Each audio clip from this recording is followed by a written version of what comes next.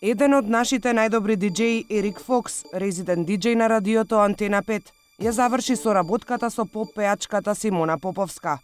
Тиквата пукнала откако Симона почнала да откажува веќе закажани тезги и сама да се договара со локали во кои претходно пеела заедно со Ерик Фокс.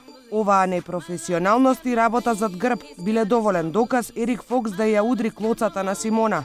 Инаку, Ерик Фокс беше тој што и ги отвори вратите на Охридјанката, кога пред неколку години дојде да студира во Скопје и не познаваше буквално никој од музичката индустрија. Нивната соработка траеше неколку години.